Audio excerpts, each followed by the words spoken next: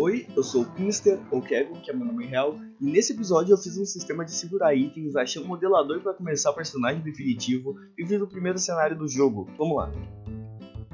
O sistema de pegar itens vai ser separado em duas partes, porque eu fiz o sistema inicial e depois de fazer a maior parte do cenário, eu me lembrei que eu planejava colocar alguma coisa a mais nesse sistema, que eu vou contar ainda, mas enfim, vamos para a ideia. Eu quero colocar o mínimo de UI possível no jogo, então esse sistema não envolve inventário.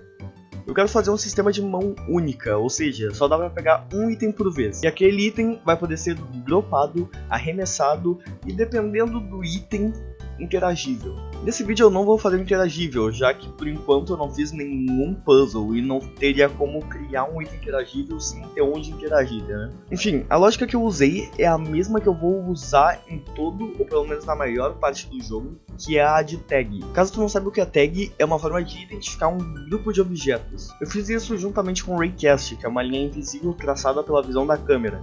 Isso significa que o jogo vai detectar para qual objeto eu tô olhando. Se esse objeto que eu tô olhando for identificado como item e eu pressionar E, eu vou pegar ele, senão não acontece nada. Depois eu fui fazer o sistema de dropar o item, que até me deu uma pequena dificuldade pela forma que eu fiz. Ao invés de acabar o sistema agora, eu fui fazer o primeiro cenário do jogo. Como eu disse no devlog de apresentação, o visual do jogo é estilo We Were Here. Eu pretendo fazer um visual meio We Were Here. Por exemplo, se 0 é cartoon e 10 é realista, o jogo vai ser tipo 4,5, 4 pra 5, tá ligado? Porém, todavia, entretanto, é mais difícil fazer gráficos totalmente estilizados do que fazer um gráfico mais voltado pro realismo. Mas enfim, depois a gente volta pro gráfico do jogo, porque agora eu preciso pensar qual vai ser o primeiro cenário que eu vou fazer. Eu queria que fosse um cenário possível de aplicar gameplay do jogo, então não poderia ser o real primeiro cenário do jogo, que seria a casa lá dos irmãos. Então eu pensei no cenário que viria logo depois, que seria o caminho da floresta para chegar lá no lugar do mapa. Esse é um cenário bem mais importante do que parece, já que ele vai ser o único cenário não gerado proceduralmente. Ele vai servir para o jogador entender as mecânicas. Escolhido o cenário, vamos dar uma olhada para a parte que muitos desenvolvedores se esquecem, que é o level design. Muitos desenvolvedores só vão fazendo o cenário do jeito que tá na cabeça e dane-se. O jogador também que se vire para entender, né? Já que eu tô fazendo um cenário introdutório para gameplay, enquanto ele está andando para o objetivo principal daquele cenário, que seria o bunker, eu preciso fazer um layout para o jogador entender como as mecânicas do jogo funcionam sem falar explicitamente quais são elas. Por exemplo, eu tenho uma linha reta, só que no meio dessa linha reta tem um muro, mas eu não sei as mecânicas do jogo. A coisa mais lógica a se pensar é que é possível pular aquele muro. Esse vai ser o level design dessa parte, e por isso é fundamental não gerar essa parte proceduralmente, porque eu preciso estruturar de um jeito que o player consiga entender certinho como é que funciona.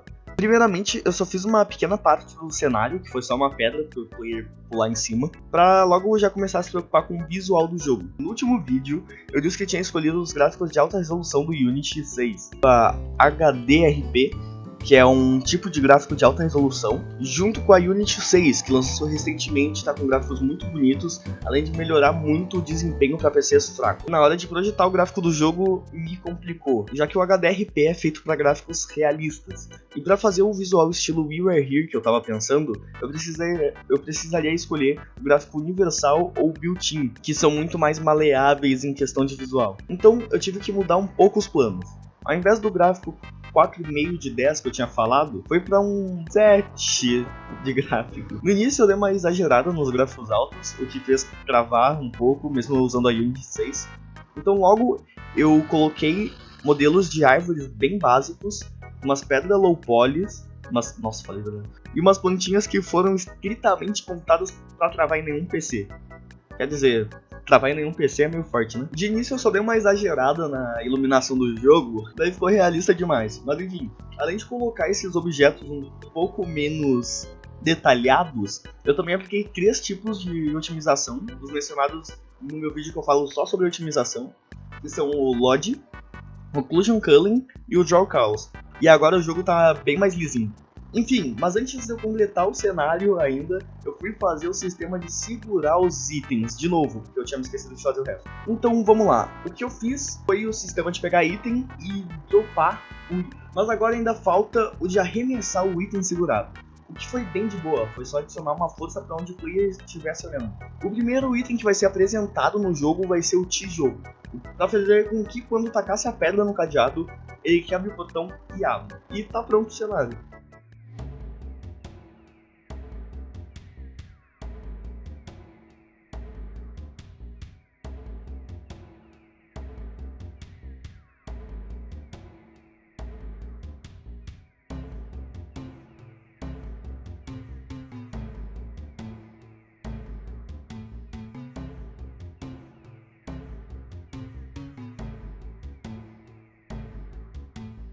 E para fechar com chave de ouro, eu encontrei um modelador que se dispôs a fazer o modelo principal do player. Esse modelo está em processo, mas em torno de 1,5 semana o modelo vai estar pronto e no próximo vídeo a gente vai fazer as animações e aplicar ele na gameplay do jogo.